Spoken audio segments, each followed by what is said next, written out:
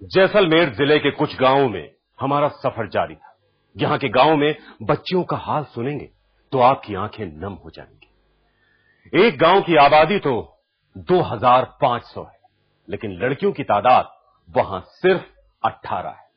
हैरानी तो यह है कि यहां जानवर पैदा होते हैं तो जश्न होता है, लेकिन घर में फूल सी बेटी पैदा हो गई तो उसके हिस्से में आती है सिर्फ मौत।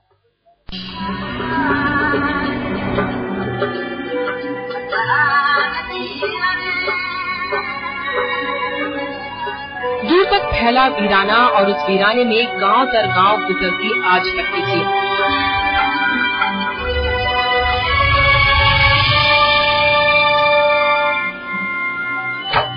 बच्चे तो हर जगह सैकड़ों की तादाद में मिल जाते हैं, लेकिन बच्चियां तो मुट्ठी भर ही होती हैं।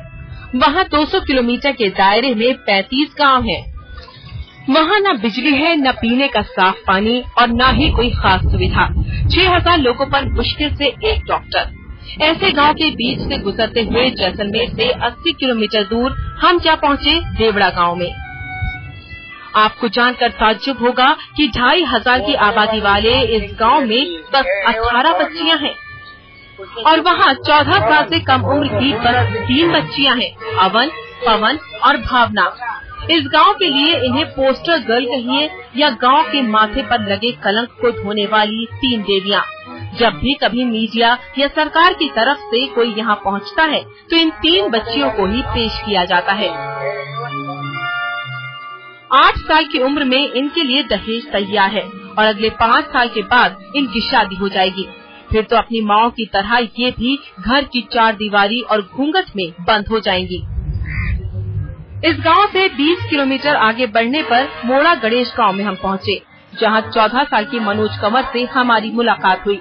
मनोज अच्छी तरह जानती है कि उसका जिंदा रहना उसकी कितनी बड़ी खुशकिस्मती है।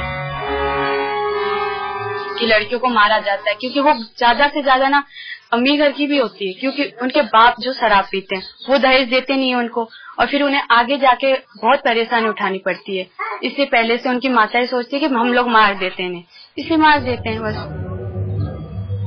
जब मनोज पैदा हुई तो उसको भी मार डालने की कोशिश हुई, लेकिन उसकी माँ पप्पू कंवर घर वालों के दबाव के आगे कतई नहीं झुकी।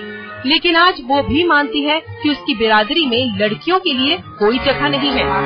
कि बताओ आपको कि देखो कोई तो सर्विस वाला आता है, कोई वही घर गृहस्थिया होता है, तो सर्विस वाला चलो 20 तोला सोना देता है और घर गृहस्थिया वाले 2 सूट भी अच्छे नहीं करने वास्ते, तो इसलिए भाई देखो क्या करता है, जब दुखित महीने में बच्ची को मारना पड़ता है। और मारे हैं तो यहाँ देखो भाई बच्ची को आज पेट औलाद 9 महीना माँ बाहर मरती मरती दिखत में, तो भाई मारने टाइम तो जी काचो पड़े न।